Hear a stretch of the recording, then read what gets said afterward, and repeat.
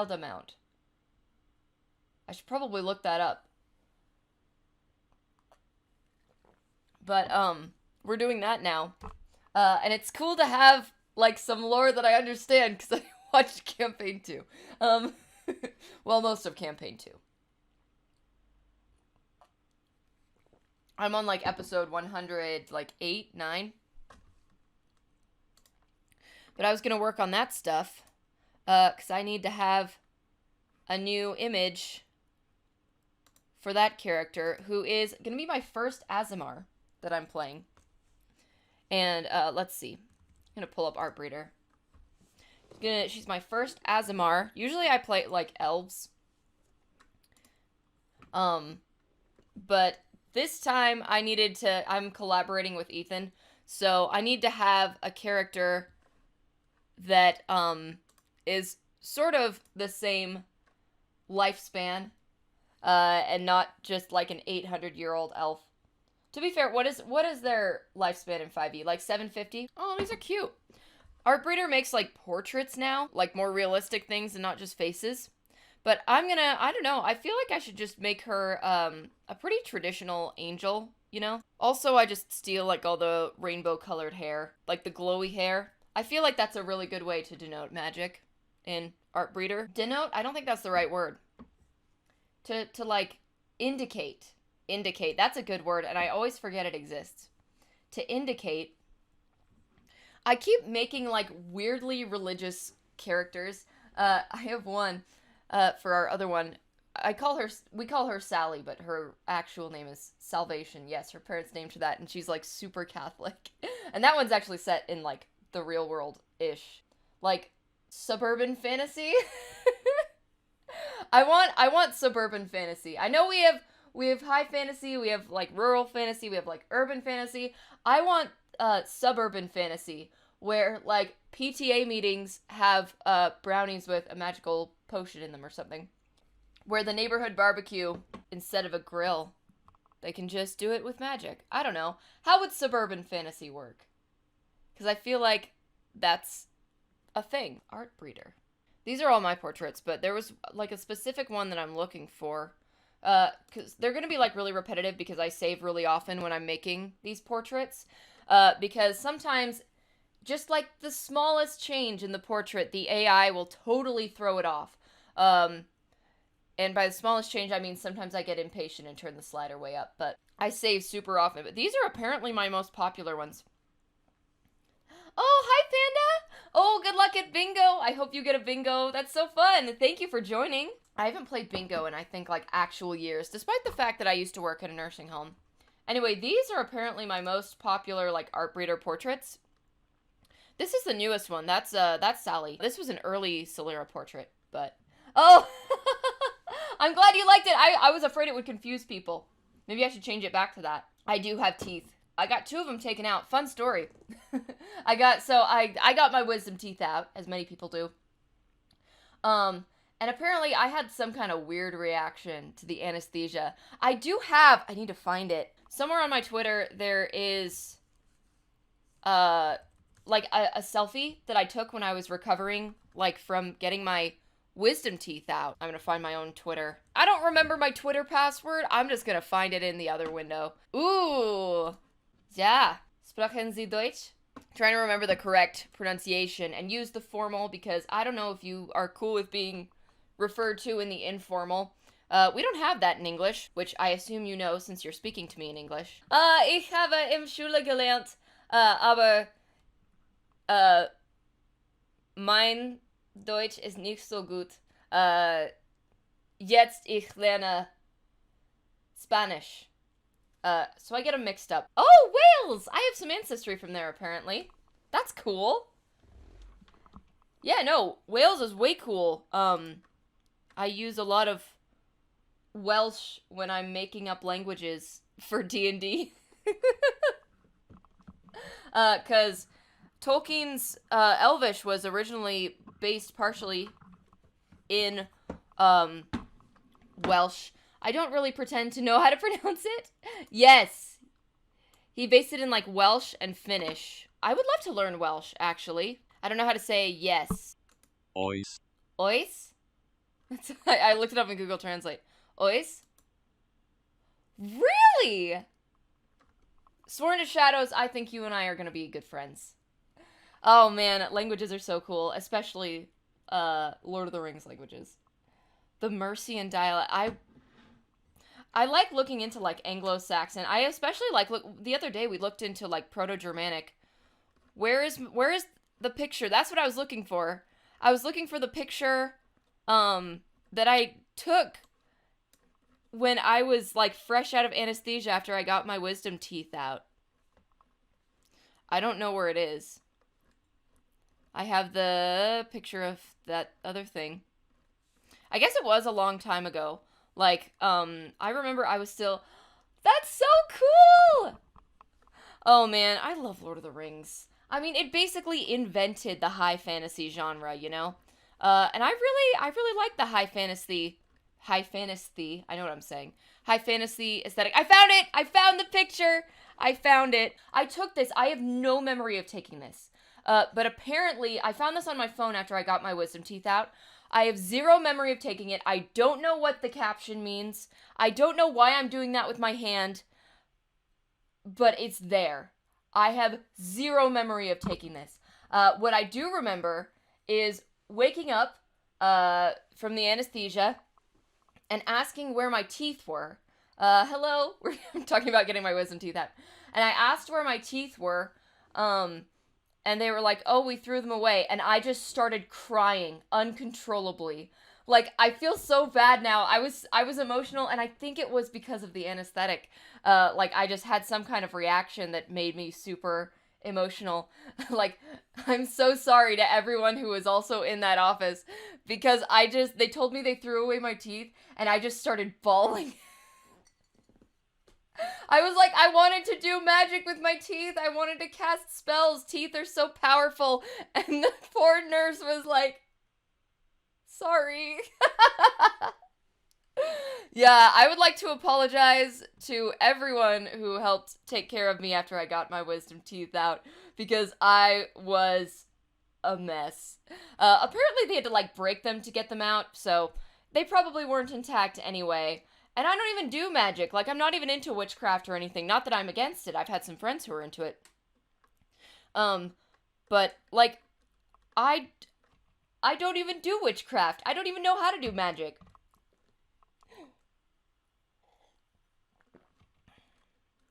So, yeah, it was a mess.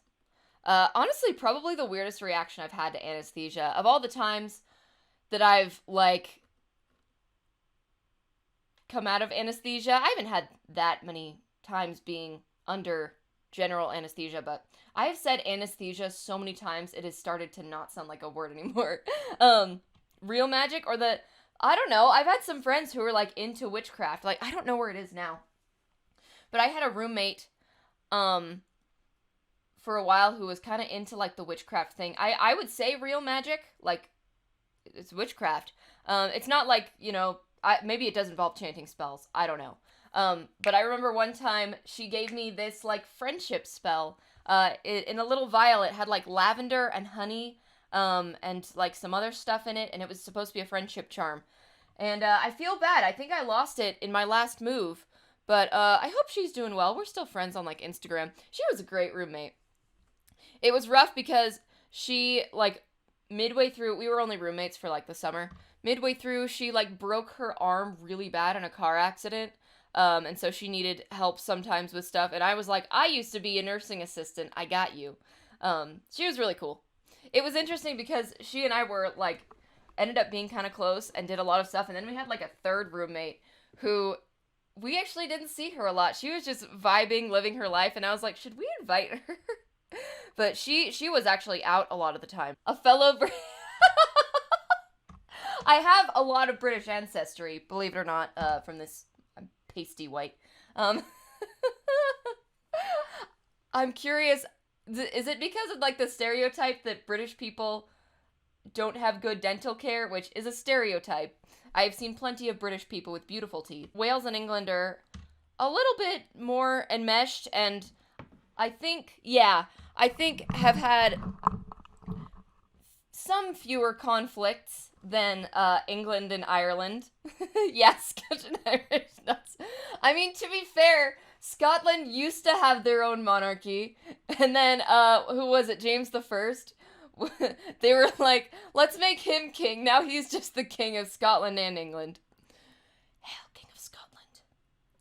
The Scottish play. I worked wardrobe on that a long time ago.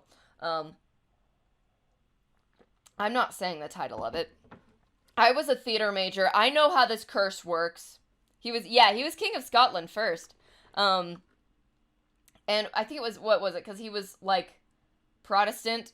There's a whole thing around, Catholicism and Protestantism in England, and I blame Henry VIII for a lot of things, but especially for that.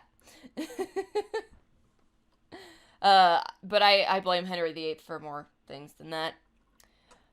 There was something about, we found some, like, letters from him the other day when we were talking about, early modern English, Middle English. You know how it goes, trying to speak, like, the earliest English. We were talking about Anglo-Saxon. Henry VIII just had to get with Anne Boleyn, man. Anglo-Saxon refers to the people. It is Old English. They're the same thing. The Mercian dialect of Old English. There's Northumbrian, Mercian, Kentish, and West Saxon. Why am I not surprised? I actually haven't looked that much into Old English. You're from Mercia. That's so cool. Have you ever seen, what was it? The Last Kingdom? That's so cool. I have always wanted to, visit, like, the UK to see that stuff, because my ancestors are largely, like, British, Scottish, Welsh, just Western Europe white people. It was meh. Yeah, I mean, I didn't finish it.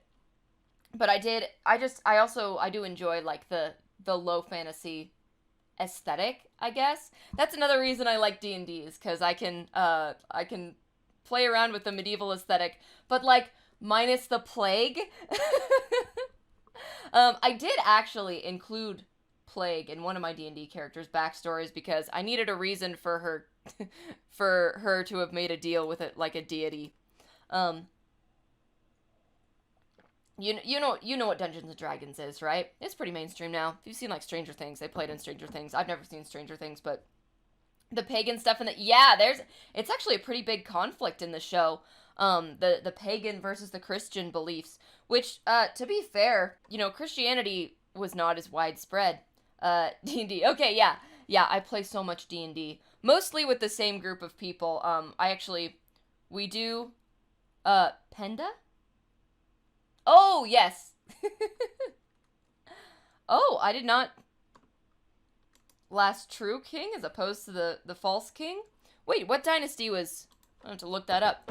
That was that before William the Conqueror? Because I have not heard of... Oh, of Mercia. He was king of Mercia, that's why. Most of my knowledge starts at William the Conqueror. Because, oh yeah, wow. You're right, a good couple hundred years. Wow. Like, in the exact place where he killed Oswald? Actually born, like, in that spot. Interesting. Okay, I'm looking at this guy's Wikipedia page now. That is fascinating. This is a stained glass window depicting his death. That is so pretty. I mean, not that I'm into, like, it sucks that he died, but that's a really pretty stained glass window. Shropshire. Is it Shropshire or Shropshire? Hail to the king. The last true king of England. It does. I mean, he would probably be dead by now anyway, because it has been, what, like, 1,300 years? But, that's a cool stained glass window. I'm just saying, like, I don't want to say people getting killed is cool, but that is a cool stained glass window. I am anti-murder. He wanted to... That's why he died. Because he started, let's see. The etymology of the name Penda is unknown. Oh. He is the only person recorded in the comprehensive prosopography. I can say that word. It's true. Is it still murder if you're at war? That's all arguable. I'm like... he's said to be an Isling? Isling? I am learning a whole new thing. Like I said, a lot of what I've looked into, because in school in American school, obviously they didn't teach us a ton of Western European history because I'm in the United States. So history education mostly just goes back to like the Revolutionary War. Well, yes. I think it's from MASH, like war is worse than hell because innocent people get caught in the crossfire, you know? Ruled for 30 years. Wow. Ish. To organize. Ah, yes. She was like the guardian of the dead, right? Kate Blanchett. Okay, no, I'm joking. She looked at. That's cool. Yeah, I know that she's like the goddess of the dead. Yeah, technically in Christianity, the only difference between heaven and hell is that hell is being cut off from the presence of God and heaven is being in the presence of God. But Dante's Inferno kind of Hello, Tiger King, how are you? We are talking about early medieval Western European history. This is Sworn to Shadows. They are from Wales. And I really like British and UK history, so they have given me some very interesting things to look into. I'm excited. If you've seen, there's like a whole set of, I love the BBC documentaries about it. I've watched a bunch of those, especially the ones about like the Normans. I'm great. Thank you for asking. Happy Friday. Unless it's already Saturday for you, in which case, happy Saturday. The last true king of England. Oh, my tea got cold. Late 620s or early 630s. Edwin of Northumbria. So, Wilfred Owen. You got it. Thank you for all these ideas. This is fascinating. Oh, he's a poet. Oh! I used to do Wilfred Owen because I was like, wait, he has a surname. They didn't have a lot of those in, the 7th century. I do like poetry. I actually really love poetry. Especially Emily Dickinson. I have a little bit of like a historical crush on Emily Dickinson. Oh, I bet. I mean, it was rough in the early 20th century. Born in 1893. Also born in Oswestry. Okay, I gotta figure out how this place is pronounced. Shropshire. Shropshire. It's either one. Or called Salop. Abbreviated in print only as Shrops. Yeah, there's like a bunch of... See, that's another thing that fascinates me about like older English things is that sometimes the nicknames don't sound anything like the actual word. You would be Salopian. I'm so glad I've figured out some of IPA. Ooh, Great Britain's longest river runs through it. And there's a county flower? It's the round-leaved sundew. That's so pretty! Look at this! This is the county flower of Shropshire. Oh, you're good. Yes! Poetry, I believe it is a quote from one of my all-time favorite TV shows, Penny Dreadful. Sad people like poetry, happy people like songs, which I do prefer songs, and I do consider myself a happy person. Hello, Kelly! Am I a dancer? Not a very good one, but I can. That was actually my last background gig, was swing dancing in a World War II period piece. Henry V of, yes, Shakespeare fame. Ooh, that is rough. Is that how he died? Because he survived. Okay, another story about Henry V. So, you know the movie The King, the one with, what's his name? Timothy Chalamet? I should really remember one of my own celebrity crushes' names. I have too many of those. They pushed it through. Love that. That's beautiful. Love that. But yeah, so Henry V, there's a Netflix retelling of Henry V. I know the play, but I was watching The King, and I didn't even consider it, because it's about Henry V, and I was literally more than halfway through the movie. They got to the Battle of Agincourt, and I was like, oh man, the English are really outnumbered, like I wonder if they're gonna be able to win this battle, and then I was like, wait, this is Henry V. I've read this play. I know the history. I know how it ends. I legit didn't even think about it until I was more than halfway through the movie. I was too distracted by Robert Pattinson's amazing French accent. Hearing him speak in the French accent was the highlight of the movie for me. One of the highlights. Stir 12 time. Oh, see, the thing is, I drink my tea and coffee straight. But thank you for the spell to become British. So when I was in college, before I got my electric kettle, I used to just warm up my water in the microwave before I put my tea bag in. And, I said that once. I used to broadcast on a different, platform. And I said that once, and my British friend who was in the chat was like, why would you warm it up in the microwave? Yes, see? Every person from the UK that I tell that to gets so upset. So I use an electric kettle now, don't worry. If only because I really like the sound of boiling water being poured into a cup. It sounds better than cold water. Oh, of course I'm a witch. I'm a woman wearing pants. Well, not pants. I'm wearing leggings, but I don't really wear, like, jeans anymore. We were looking up Wilfred Owen. I get a little distracted all the time, just so you know. Wow, there's a bunch of... Okay, Oswald. There's a whole section in Penda's Wikipedia page called During the Reign of Oswald. Eadfrith was the son of Edwin, who was the king of Northumbria, if I can remember. Me too! Oh, you and I are going to be good friends. I do love history. I just like the story of how we got to be where we are. I don't know why I'm still wearing my headphones. Oh, are you writing a book? Is it a novel or like a nonfiction or... I narrate audiobooks, so sometimes I get to read for my job. Wales? You're probably better qualified to answer this, Sworn to Shadows, but... Oh wow, there were a couple of TV movies about Penda of Mercia. Oh wow, he had a lot of kids too, or at least probably.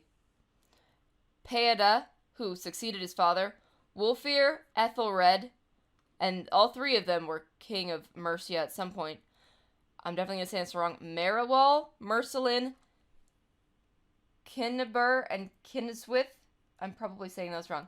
That's why they were playing football in the World Cup. Yes. Probably.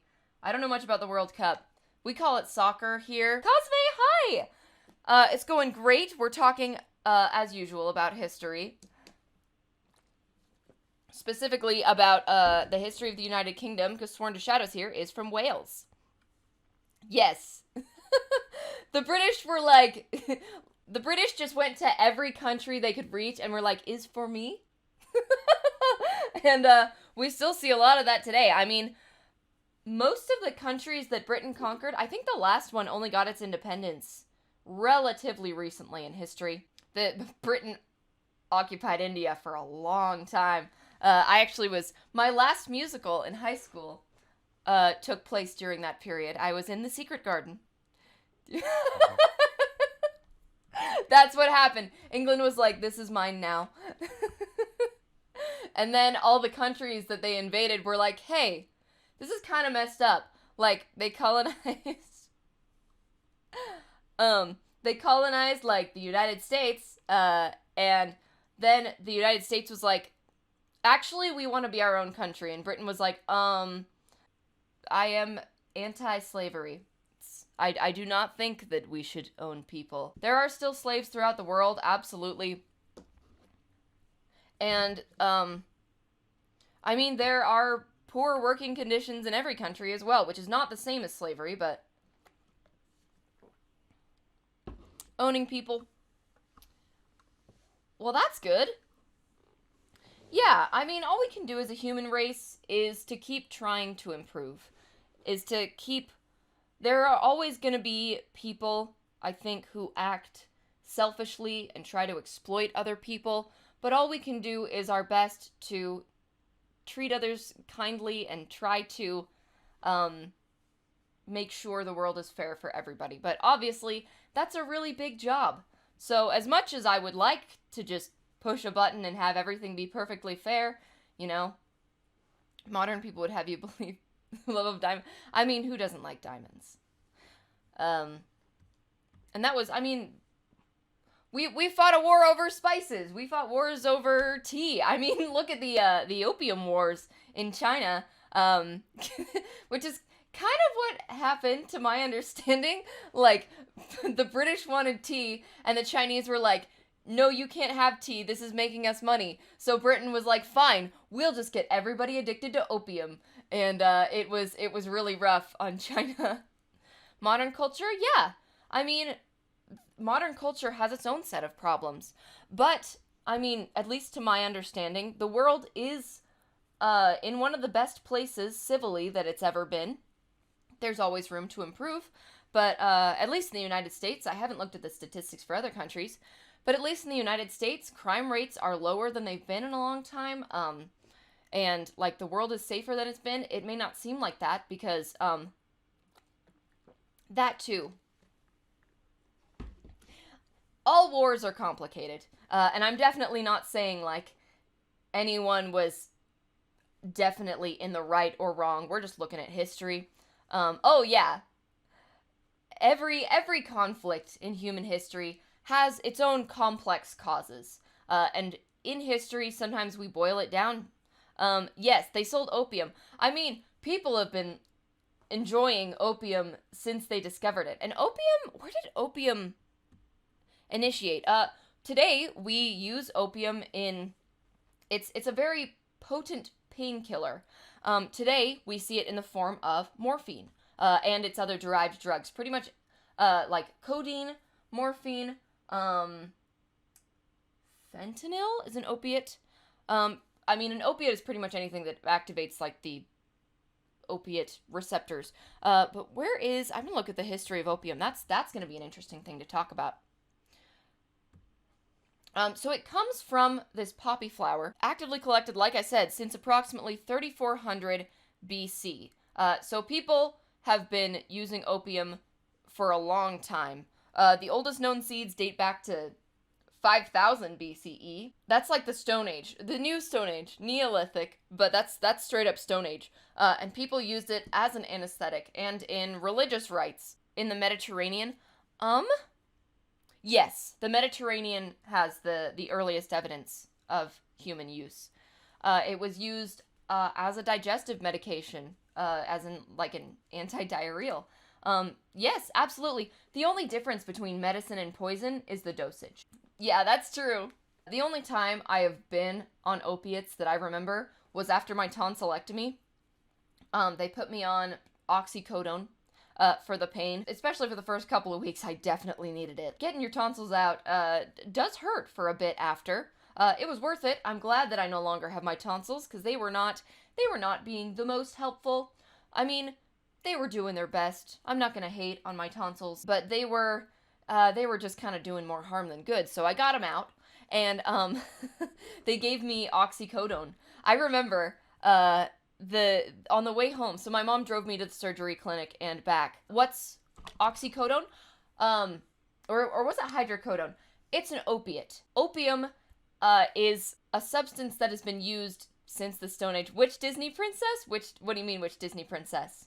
Oh, you mean in my description? Me, obviously. I just like the vibe of Disney princesses. Tonsils. So, if you open your mouth real wide and look at the back of your throat, I'm gonna try and find, like, a cartoon picture, because the insides of mouths, I don't know if that breaks TOS. I don't know if you guys want to see that. Are we all okay with diagrams of, like, the mouth? At the Flood of Mercia, when they make that movie, I will probably audition. We're gonna do it. We're gonna talk Disney into making Ethelfled. Okay, I'm gonna show a picture of tonsils. It's just a diagram. It's not a photo, but it's just to show you where the tonsils are. So look away now if you don't want to see a cartoon diagram of tonsils. So these are your tonsils. If you open your mouth, you can see them at the back of your throat, like right on the sides of your mouth. Okay, the tonsil picture is gone now. You can safely look back at the screen. So they're right at the back of your mouth, and they are a part of your immune system. Basically, their job is to catch things, to catch germs and foreign things as they come into your mouth. But the thing about them collecting germs and such is for some people, wasn't it? Well, I don't want to break TOS. It's winter now. Yeah, it's winter here too. It's getting real cold. Sometimes they get inflamed. And for some people, their tonsils are chronically inflamed. And they get really big and they can collect what are called tonsil stones. And so sometimes, especially if they've been swollen and they've been infected a lot, your tonsils will get really big. So the thing about my tonsils, they were really big. I would get colds all the time and I would always get it in my throat because my tonsils were just like constantly sending germs into my throat because they're right there. So I went to my throat doctor, my ENT, my otolaryngologist, and I was like, hey, you know, I'm 18. The older I get, I know the harder recovery is gonna be. So I was wondering, can we just like take my tonsils out? And he looked at my throat and he was like, yeah, I guess we could take them out if you really want them out. And I was like, excellent. I went to the surgery clinic and they put me under. And they took them out and cauterized everything. They just basically, I mean, I have never performed a tonsillectomy, but from what I understand, they cut them out and then they cauterize everything so it won't bleed. Like they burn the skin so it'll stop bleeding. Carefully, medically. They're not just like taking a torch and sticking it down my throat. They take them out and they took them out and they were like, it's actually a really good thing we took those out. Your tonsils were huge. And I was like, I told you. So they're a part of your immune system. And for some people, they work great. For some people, they're just causing problems. So I no longer have them. They also took out my adenoids, which are a whole other thing, like more up here. But Roald Dahl actually talks about having a similar procedure done in his autobiographical book, Boy. It's relatively minor as surgeries go. It took me a couple weeks. I was on vocal rest. As I am a vocalist, I did want to be careful with my throat because it was very swollen. Obviously, it's still surgery. They're still cutting things out of your throat and burning it up. So it did definitely hurt. Which, it was bearable. Did I walk it off? Yes. Actually, it did change the spacing in my throat a little bit. When I first started getting back into singing after my tonsillectomy, after a couple of weeks of recovery, things were in a little bit of a different place. It took me a couple tries to get on tune. Yes, Roald Dahl. He wrote Matilda, Charlie and the Chocolate Factory, the BFG, the Twits. What other books did he write? He wrote some good ones. James and the Giant Peach. Roald Dahl has a lot of classic children's books. I loved Matilda. Not that I didn't love his other books. I also loved the Twits. But I loved Matilda as a little girl who liked to read The Witches. How could I forget The Witches? I loved The Witches. That was a fascinating book. Anyway, tonsillectomy. So the story I was going to tell before I went off on this 15-minute tangent about tonsils, which I'm sure you're all used to my tangents by now. So I got my tonsils out and my mom took me to the clinic and back. They checked me out after I woke up from surgery and they were like, all right, you're good to go. They gave me some pain medication. And as we were driving home, I was like, Mom, my throat really hurts. Like, I don't think they gave me the right pain meds. And she told me, they gave you the maximum safe dose. So we just have to wait it out. And I was like, So I was in the car and I was like, I don't think it's working. And we were literally in line to get my prescription for recovery pain meds. And I was like, I don't think it's working. And I literally, my head just fell down mid-sentence. I was talking and then suddenly everything went away. So legit, I couldn't hold my head up very well. And I was like this and my mom just went, did it kick in? And I was like,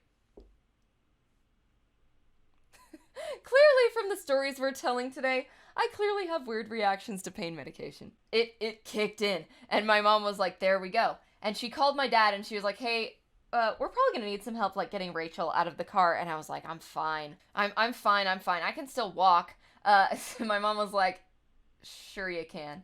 So I was like in the car and we get home and she pulls into the driveway, which I think there's another word for that too in the United Kingdom. Driveway? Like the thing that you drive to get into your garage on, or to like that you park, that you have in front of your house. What is that called? I think that's different in the United Kingdom. Anyway, so we pull into the driveway And I'm like, I'm fine. I can walk. And I go to open the door. That's like the footprints in the sand poem. I opened the door and I just fell out of the car. And my dad was like, hey. And I was like, what's up? So high on pain meds. And they were like, do you want to go lay down? And I was like, uh-huh. So, pain meds. Good stuff. What's up? I actually don't remember a lot because I was drugged up. But it does help with the pain. And I think the thing is, it helps suppress the pain, and it also just makes everything go away. Opiates are a very powerful painkiller, and they are highly addictive. I was concerned about, like, getting hooked on them.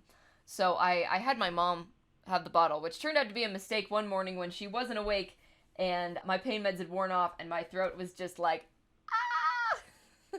But otherwise, like, it wasn't a problem. Opiates.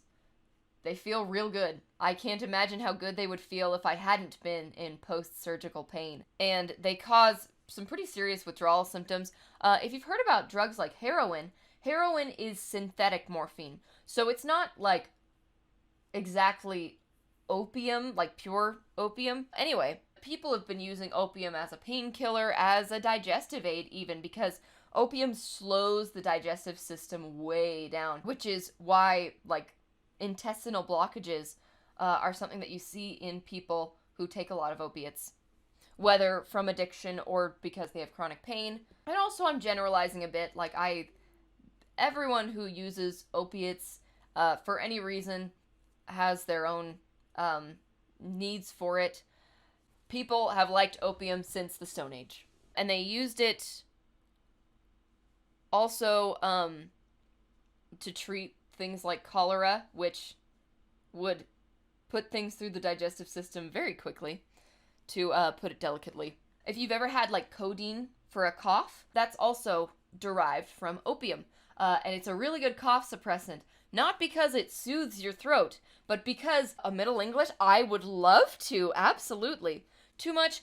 Well, everyone has different needs when it comes to medicine, and as we said, the only difference between medicine and poison is dosage. Anyway, it suppresses the cough not at the site of the inflammation in the throat, but it helps shut down that area of the brain that triggers the cough reflex. So it is an excellent cough suppressant, because you can't cough if you're unconscious. I do not want to demonize or judge people who struggle with addiction. There are a lot of causes that can cause people to become dependent on substances. A Middle English song. Ooh. Okay, we're gonna listen to this. So this song, apparently, is in Middle English, which is an earlier form of the English language, when it was a lot more Germanic, from what I understand. We looked into Middle English a little while ago on another stream. Oh, I wonder if there are lyrics. I don't think there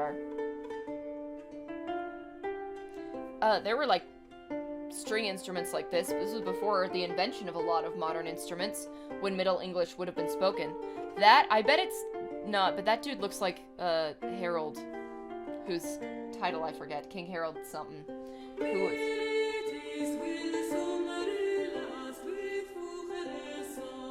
So you can hear that it kind of, it sounds a little more like German with more of the sound.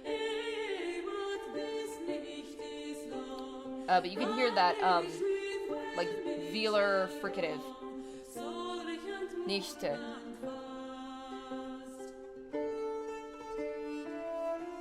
I do love, like, old English folk songs. I love folk songs in general. I grew up singing them.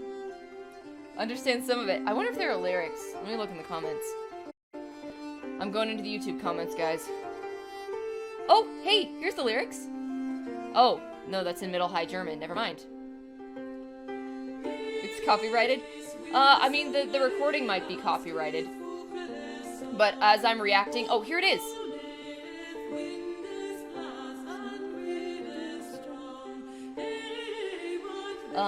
Oh, this is... you can see a lot of the influence of this in modern English. So here are the lyrics. Only one verse has survived, apparently. Well, they could probably copyright the recording of this song. Like, they can still copyright, renditions of Beethoven because, like, they recorded it, but as I'm commenting, I think we're okay. Yes. So we can look into, thank you for the translation, by the way. I was gonna try and translate, but, that's better than I can do. But we can see, where this comes from. I really like this. It's catchy. I can hear how, music like this has, influenced or been influenced by, like, traditional Celtic music. And you can hear similar melodies and syncopated rhythms, I know, this is, like, the props to the person who lived long enough to sing this song in, the Middle Ages and then upload it to YouTube.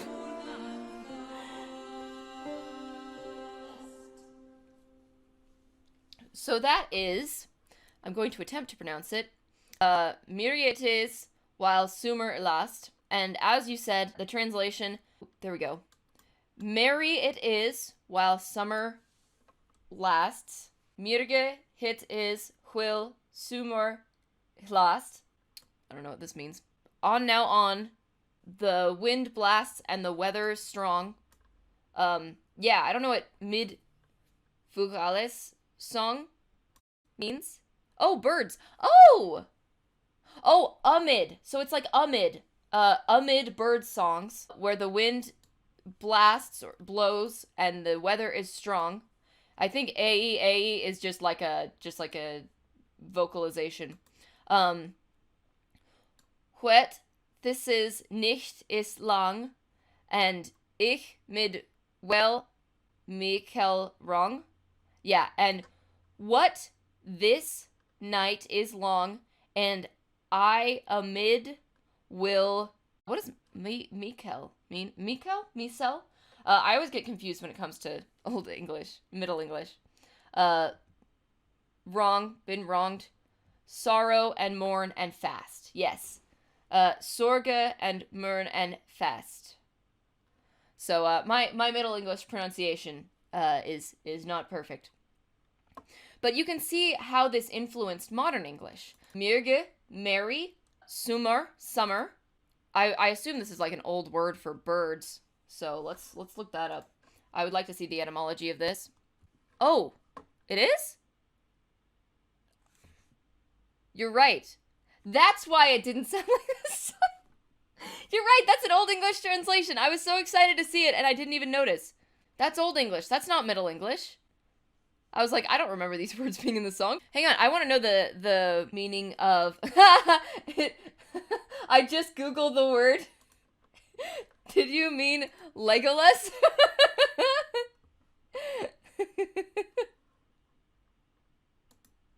Old English. Ooh, I would love to hear some of those phrases. Legolas song! I mean, there are a lot of songs in Elven culture, canonically, and they're probably super long, because that's how elves are. Oh my gosh! It is! It does mean bird! Look at this! This is Old English Wikipedia! Old English Wikipedia, you guys! Ah, that's so cool! So this is Old English word for bird. Look, there's a picture of a bird. An avis, which is also a word for bird that comes more from the Latin, if I recall correctly. So if you see this letter here, bridas, which you can see parallels in the word brid, in words, in names like Bridget. If you look at this letter right here, the thorn, which is a letter, they still have this and this. So this thorn makes the th sound, the unvoiced dental fricative, and this one makes the th sound, the voiced dental fricative. Yes, so this would be pronounced thara or and this one would be hatath, and this would be fide rede, I assume. You probably know better than I do, Sworn to Shadows. I don't know what... This is a letter that I haven't seen very much. Is that just a weird thorn? I want to make sure... That might be a different letter. It means bird. Oh, it's a win. Oh, it's the w sound. So this is the Old English alphabet. So it's the w sound. So this would be twifoted, but it means bird. Krawan bleofogulas. Oh, or a rolled R. Ora. That's cool. We'll look that up. It was this rune right here. It probably developed from that character. And it fell out of use during the Middle English period. So if you look, I gotta find some Old English texts. If we're looking at Middle English, it would be things like the Canterbury Tales. Oh yes, I think more languages have rolled R's than don't. The r sound, that alveolar tap, is common in a lot of languages. I have not seen Rings of Power. I'm scared to watch it. Don't judge me. I'm scared. Okay, Old English text. I'm trying to find an Old English text, not a Middle English text, which we can. English to Shakespearean translator. That's not Old English. Shakespeare wrote in early modern English. I'm not looking for a translator. I just want some examples of Old English texts. So let's look at this sentence. Wes du hal? What does that mean? Thu means you, right? And you can see how that developed into words like thou and thee, which were actually in Old English. Ooh, wes du hal? I greet you. So if we're looking at this is an Old English sentence. And you can see a lot more German influence in the older English. Well, not German influence, Germanic. He, fair, unade, oth, that, hene, an, swan, not swan, offstang, et, praefetis, flodon. I don't know how accurate that is.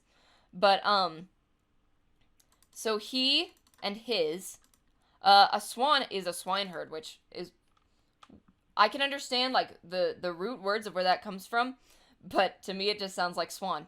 Offstung means to stab. He there would often slay a pig. You're good at this, wow. He there, you can see the there. Neither am I, that's why we're just learning this. So this is to stab. I might mistranslate this as often. And you can see, like, this still happens in modern German, the capitalization of, like, proper nouns. If we look at these cases, he is the nominative. So different languages have different cases. If you look into Latin, they have, like, 12 different cases. Word order doesn't even technically matter in Latin. The way that you indicate what part of speech a word is... Why am I keeping my headphones on? The way that you indicate what part of speech a word is through the ending. So let me pull out my Latin book here. So in Latin, so there are all these different cases, different declensions. For example, ultimus Anglo-Saxona et templari fidelis Deus.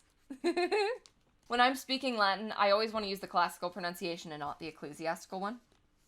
If I were to say tenebam, just that one word would mean I was holding, because this is like the past tense. Tenebam. So if I were to say tenebam calix, I was holding the cup, the drinking vessel. But if I were to say tenebas calix, you were holding the cup. And actually there probably is some kind of definite article, but Latin language, not a silly question at all. Yes, it was spoken by the Romans during, like, the period of the Roman Empire. That's where Latin kind of became the lingua franca of the world. And there were several different dialects, obviously, as there always are, but it was spoken by the Romans. Spanish is a Romance language. A Romance language is a language derived from Latin. Yes, so things like Spanish and, well, Portuguese, which Portuguese and Spanish are pretty close. Italian. Yes, Romance languages are the ones that came from Latin. English is not a Romance language, even though English is really just 3 languages stacked on top of each other in a trench coat. But English is a Germanic language. So if you look at languages like Dutch and German and English, those are Germanic. Romance languages are languages like Spanish that came more from Latin. French is also a Romance language. Portuguese is Spanish, but you speak it in French. When I tried to learn Portuguese. I speak more Spanish than Portuguese, although I frequently get my Spanish and German mixed up. Anyway, so here's some other sentences. Oh, the English kid. See, this is why I love English history. The thing about history that I love, I feel like people often think history is about memorizing names and dates. And I mean, maybe it is in school. And yes, it's important to know dates and names so you know the context of different things. But history is just the story of people. It's how we got to where we are now. And people are and have always been ridiculous and petty and silly. And so history is greatly entertaining because it's things like King Henry VIII splitting apart the church in England because he wanted to divorce his wife and marry Anne Boleyn. And that's why we have the Church of England, because the Pope said, no, you can't divorce your wife. And, and Henry VIII was just basically like, fine, I'll make my own church. Exactly.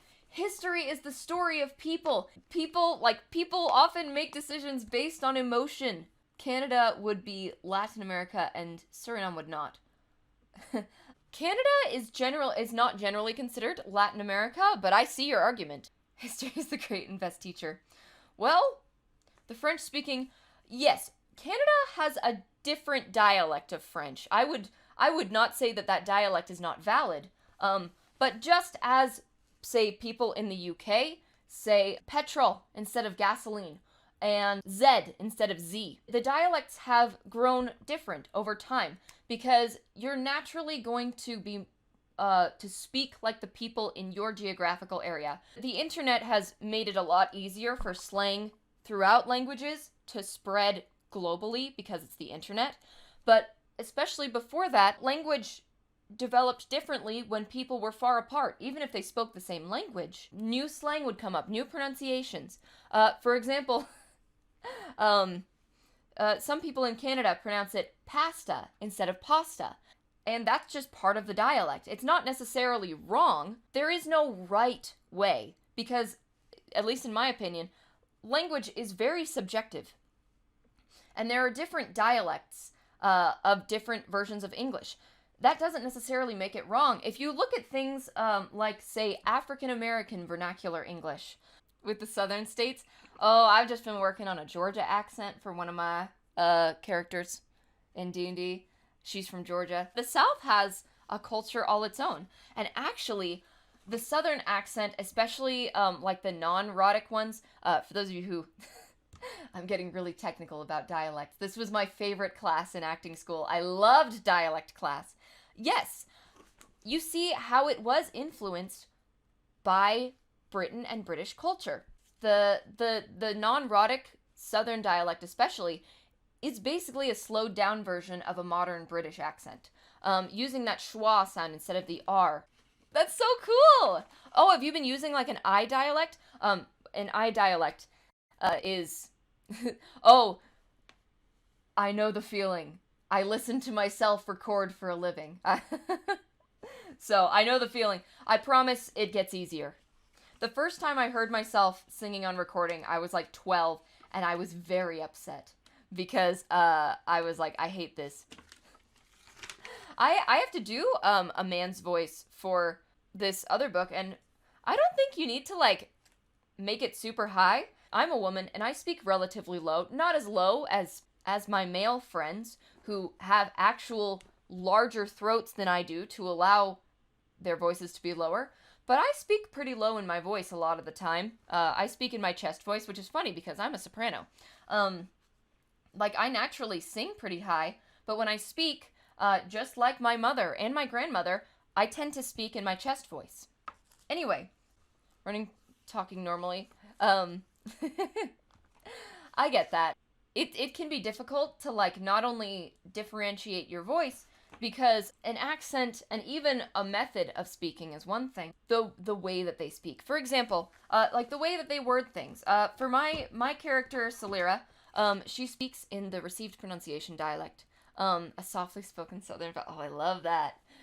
Send it to me, I'll do her. So one of my characters, Celera, speaks in the received pronunciation dialect, which is what you might know as the Queen's English. It's one of my favorite dialects to do. Obviously, it's not perfect, because my native accent is American. Send me a line, we'll give it a shot. She speaks in sort of a prim and proper way, tries to be very proper, to use very precise language to describe what she's talking about. But when it comes to my character for my Tuesday campaign, she has more of an Eastern European accent. And so she speaks like this. But she also does not use very many contractions, and she uses more simple language, because when she learned Common, it was not in the same way that Celera learned it. And her oral posture, that is so hard to say in a Russian accent, the posture of her mouth is different. Another one is just sort of Irish, like this, which is more up here, and it's sort of a more melodic way of speaking. The O sound is like this, O, instead of in received pronunciation. In received pronunciation, it's O. Or in the Eastern European dialect, it is home, O. And that's a little bit more similar to it. But even just the O sound is going to be different throughout a lot of dialects. The vowels and the rhoticity, which is the sounds, or the or the r sounds, are all going to be different. Irish is the one that I'm using is a rhotic dialect. I do use the sound, but when I'm speaking in received pronunciation, it's not. That's still Irish. Received pronunciation, there isn't. There's only that intervocalic ah. So if I am between vowels, an emotionally charged quote, oh, let's do both. Between vowels. So if I were to say, I am going over there, and if I was speaking it more quickly, there would be an ah between them. So I'm going over there, and there's that intervocalic ah, because I'm differentiating between those vowels. But if there's no intervocalic need, then there would normally be an sound. Still going back to Irish. It's just the schwa, the ah sound. So if I were to say, I hope you feel better. It's that schwa. Well, thank you for listening, Tiger King. I will talk about dialects till I'm blue in the face, because, like I said, this was one of my favorite classes in acting school, because I really like learning about how different dialects develop. Right now I'm trying to work on a Spanish accent for one of the characters in the book. And one useful resource I've found in terms of accents is to watch the speeches of politicians from those countries speaking English, because they often, speak English pretty well, but they still have the accent of their country, so you can listen to their dialect and get a hold of it. I will be right back. I am going to grab some water really quick. Hello, I'm back. If you're a writer and you are looking for audiobook narrators, ACX is the place to find them. That's where a lot of audiobooks find their narrators. The one that I'm doing right now is actually one of my first fiction books. I really enjoyed doing self-help type books. And those, I didn't have to do voices for those.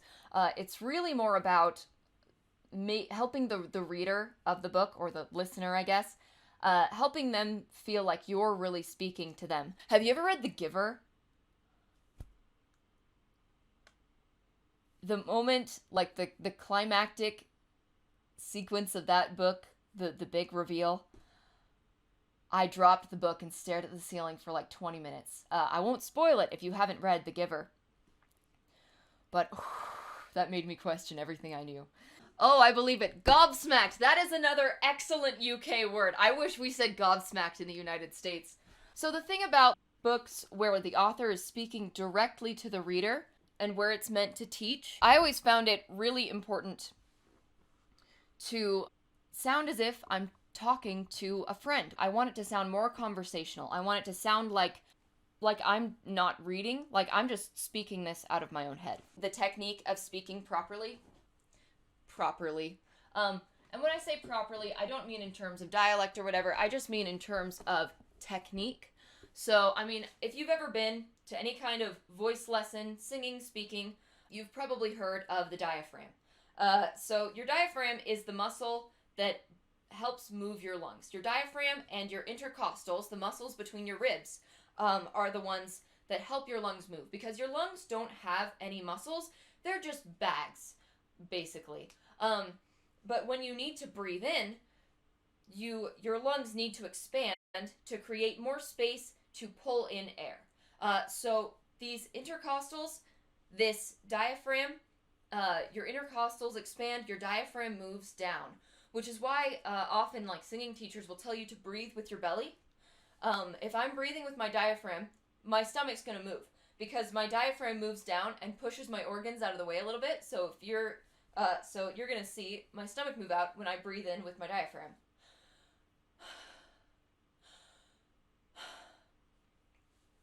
And even better, you want to breathe with your intercostals. And fill your lungs up. And you also want to keep your intercostals expanded and relaxed so it's easier to speak properly. And by properly, I mean with support. It's easy to like just breathe with the top of your lungs, which is probably just going to move your shoulders up. That's shallow breathing, which, you know, it's probably not going to support if you're speaking loud, but for most people, day to day, it works fine. I do that, Sworn to Shadows. I actually have had to re-record sections because I'll like be talking with my hands and putting my hands up to my face, and it makes it sound different in the microphone, so I have to redo it. Breathing with your diaphragm and your intercostals can really help your voice not get tired. That's just technique of speaking and singing. So if I were going to, it's a lot harder to support your voice if you're like breathing up here. But if you're supporting with your diaphragm, like singing, I have had voice lessons for singing where I left physically exhausted because it was such a huge workout, especially if you're like singing opera. How late is it? Are my parents asleep yet?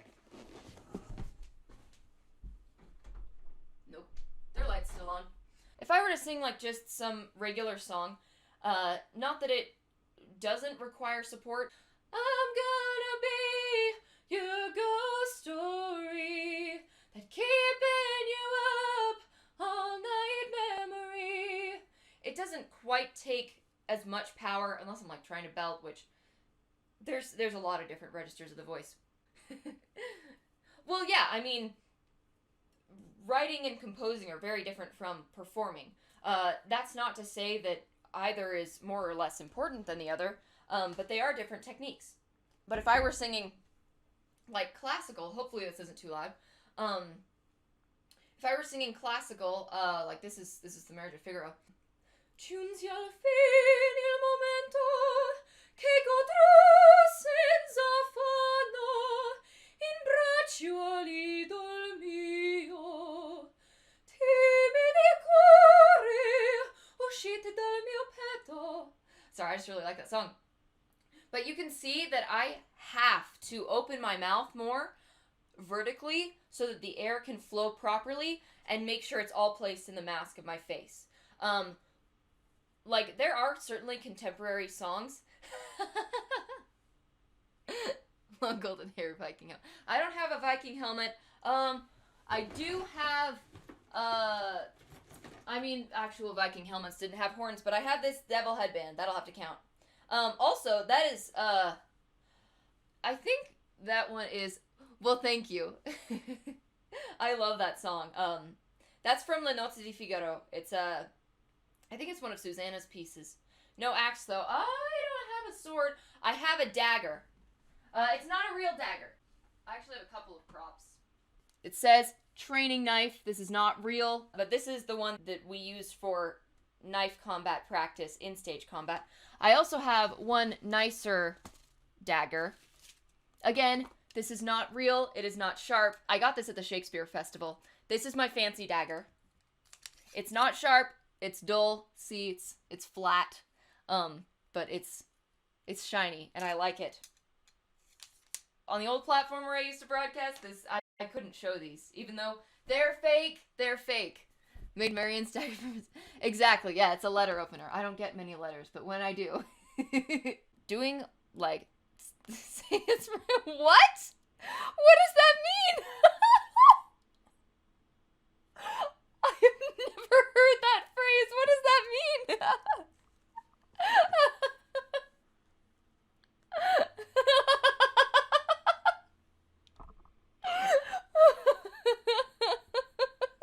I've never heard that phrase before. I love that. Okay, that sounds very British to me.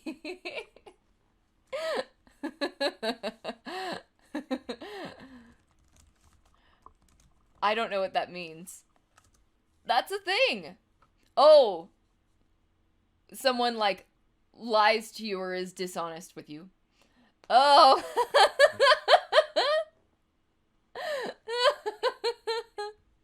I love that. You know what I forgot to do today?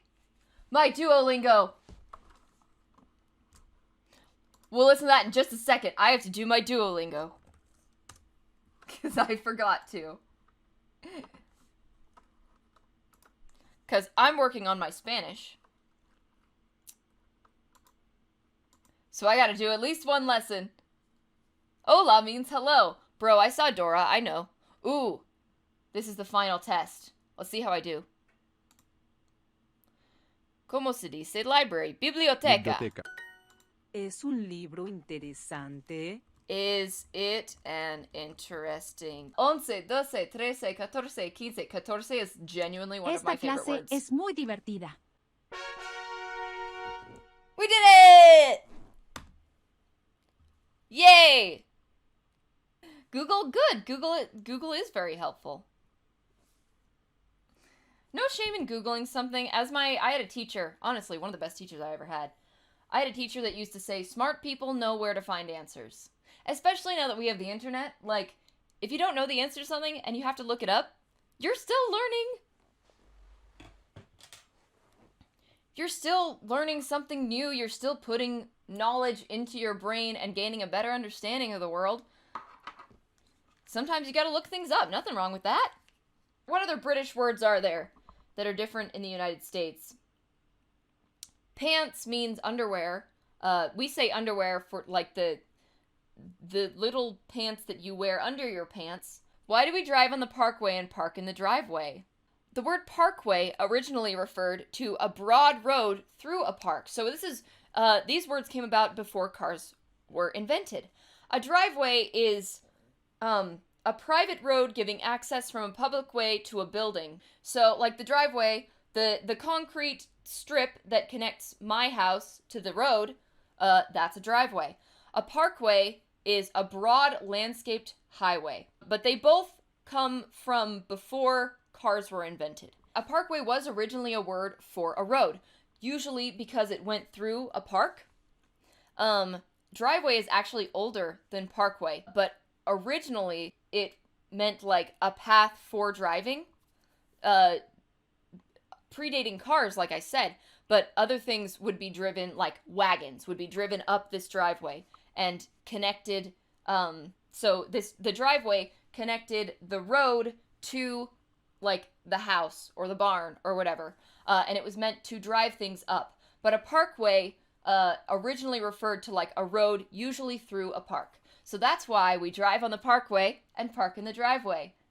I'm pretty sure that this was a rhetorical question, but I wanted to answer it anyway. Yay! We learned things, you guys! Now I have earned my educational tag. I love live streaming because I just sit here and say whatever comes into my head and I get to talk to other people about it. That's why I love live streaming. I hope we all get to learn something. I love learning new things. It makes me happy to stuff new and useless knowledge into my little sponge brain. Canada has the largest moose population. I know because... I mean, you don't even have to be hungover to watch a good nature documentary. I've been there. Yesterday, I was watching this video that was just California Girls by Katy Perry, but you're being microwaved. And it's literally just a muffled California Girls playing with microwave noises played at the same time. And I sat there and listened to it, and then I was like, why am I listening to this? Oh, man. I wonder what it would be like to be microwaved. I imagine it would be unpleasant. The old... yes. Sometimes you just get too deep into the YouTube rabbit hole and you're like, what is this? My recommended videos usually are stuff that I've like watched before. Sorry, I saw a Critical Role thing. Let's do a song. We'll finish off with I Will Follow You Into the Dark by Death Cab for Cutie. Love of mine, someday you will die, but I'll be close behind. I'll follow you into the dark.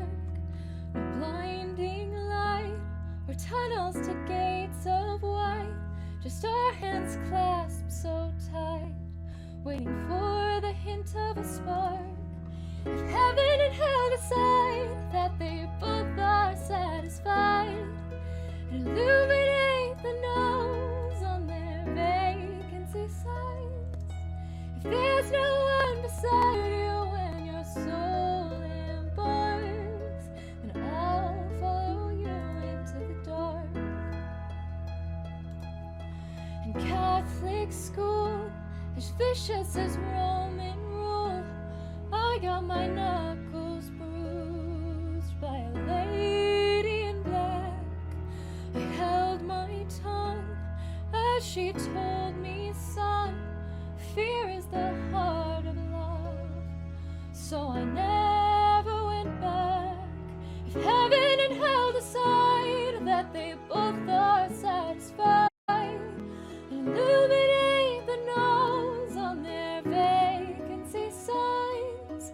If there's no one beside you when your soul embarks, then I'll follow you into the dark.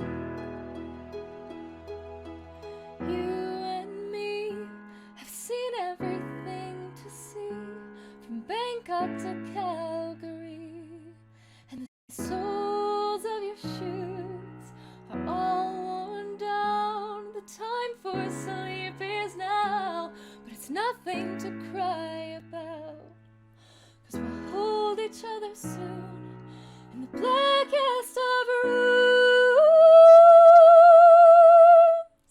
If heaven and hell decide that they both are satisfied, and illuminate the nose on their vacancy signs.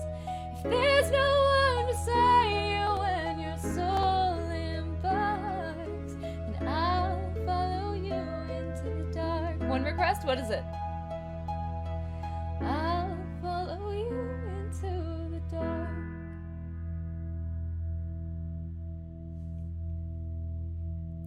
That is I'll Follow You Into the Dark by Death Cab for Cutie.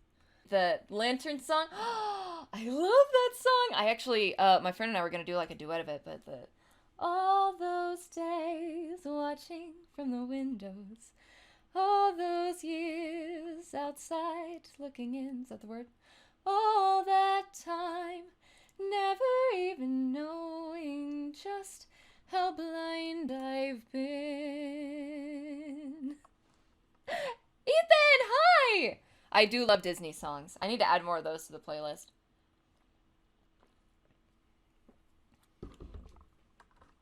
Now I'm here, blinking in the starlight. Now I'm here, suddenly I see. Standing here, it's oh so clear. I'm where I'm meant to be. And at last I see the light, and it's like a fog is lifted. That song just like feels good to sing. Thank you guys so much for joining me. I'm glad you liked it, Detour. Thank you guys for chatting with me and for hanging out and for showing me new things. I hope you have a wonderful day or night, whatever time it is for you. Stay safe, and I will see you soon.